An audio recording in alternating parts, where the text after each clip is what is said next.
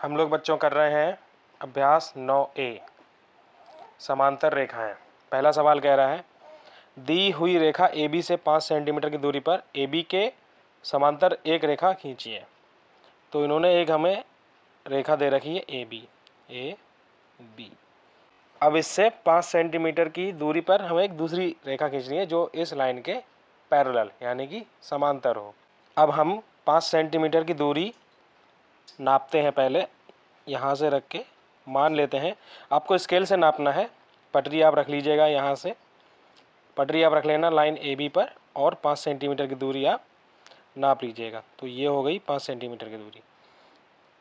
अब हमें एक सीधे लाइन खींच देनी है जो इस लाइन के पैरेलल होगी। तो यहाँ पे हमने ये लाइन खींच देते हैं। तो यही हमारा उत्तर हो गया। मान लो इस लाइन को हम नाम देते हैं CD। तो सवाल में जो हमसे पूछा गया है कि हमें एक समांतर रेखा खींचनी है AB के समांतर, उत्तर है हमारा CD। दूसरा सवाल करते हैं किसी दी हुई रेखा के बाहर स्थित बिंदु से होकर जाने वाली एक समांतर रेखा खींचिए। तो मान लो हमको एक रेखा दे रखी है, इसके कोई बाहर स्थित कोई बिंदु है। सबसे पहले इसका नाम लिख लेते हैं। मान लो ये है AB। इस रेखा के बाहर कोई पॉइंट है, मान लो यहाँ पे हमें एक पॉइंट दे रखा है, इसको मान लेते हैं P पॉइंट। तो हमें इसी P पॉइंट से होकर एक समांतर रेखा खींचनी है जो कि AB के समांतर होगी।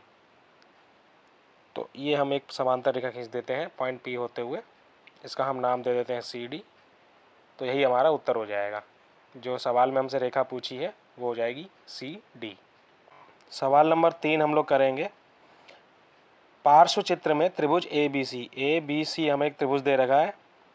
BC यानी ये BC है, इसके समांतर DE और FG ये रेखाखंड खींचे गए हैं। अब हमसे पूछ रहा है कि कितने समलंब हैं और कितने त्रिभुज हैं।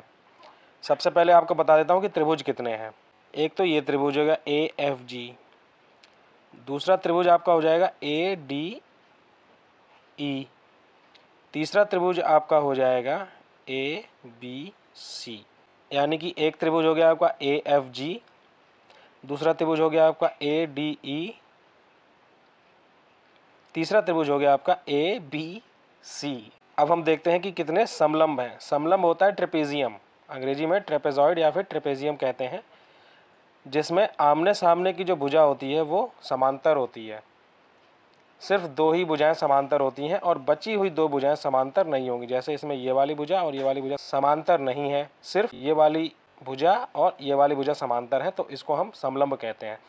इसके बारे में मैंने एक शॉर्ट्स वीडियो बनाया हुआ है, लिंक आपको डिस्क्रिप्शन में मिल जाएगा। तो अब हम देखते हैं कि इस आकृति में कितने समलंब हैं। देखिए पहला समलंब हो गया FGED, एक तो ये वाला समलंब हो गया।